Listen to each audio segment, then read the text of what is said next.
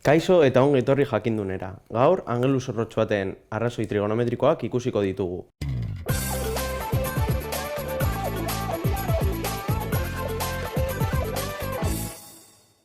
Dakigunez, triangelu batean hiru erpin daude eta hiru angelu. Bakasunean, angelu zorrotz bat daukagunean, aldeekin arrazoi trigonometriko ezberdinak lortu ahal ditugu. Kasu honetan, hiru izango dira, sinoa, kosinoa eta tangentea. Kasu honetan, alfa angeluaren sinoa hurrengo erlazioa dauka. Hau da, hau gure alfa angelua bada, aurkako aldea, zati triangeluaren hipotenusa izango da. Zati hipotenusa. Gure kasuan, gure aurkako aldea, BC segmentua izango da, eta gure hipotenusa AB segmentua izango da. Beste arrazoi trigonometrikoa, alfa angeluaren kosinoa izango da. Kosinoa. Eta kasu honetan aurkako aldea izan beharrean, alboko edo ondoko aldea zati hipotenusa izango da.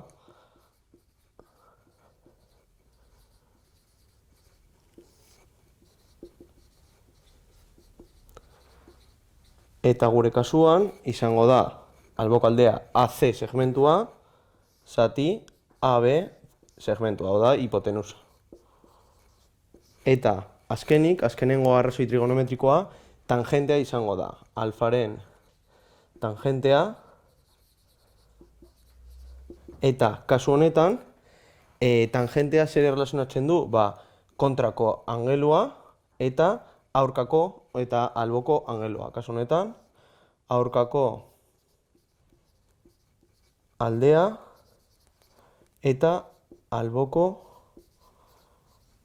aldea.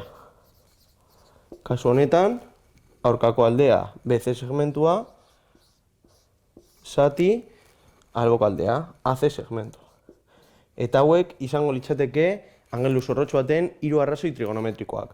Hobeto ikusteko ariketa bat prestatu dugu, non triangelu honen alfa angeluaren sinu, kosinu eta tangenteak lortuko ditugu. Ikusi dugunez, lehenik eta behin hasiko gara sinuarekin, horrela adierazten da kalkulatzen dugunean, sin alfa, hau da, alfa angeluaren sinua, eta esan dugunez, sinua zer da, aurkako aldea zati hipotenusa. Gure kasuan, alfa hau izanik, aurkako aldea izango litzateke 28, eta hipotenusa, hau da alderik luzeena, 50. Eta honen emaitza izango litzateke 0,56 kalkulagailuarekin eginez. Hurrengo arrazoi trigonometrikoa izango litzateke kosinoa. Kosinu alfa, eta izango litzateke alboko aldea zati hipotenusa. Alboko aldea zati hipotenusa. Eta kasu honetan, bere emaitza izango litzateke 0,82. Eta azkenik bere tangentea kalkulatuko dugu. Horrela adierazten da TG alfa eta aurkako aldea eta alboko aldea erlazionatu behar ditugu. Kasu honetan, 28 zati dela aurkakoa, zati 51 dela albokoa. Eta bere emaitza izango litzateke 0,78. Hau izan da guztia, gogoratu sare sozialetan eta web orrian jarraitu jakindun.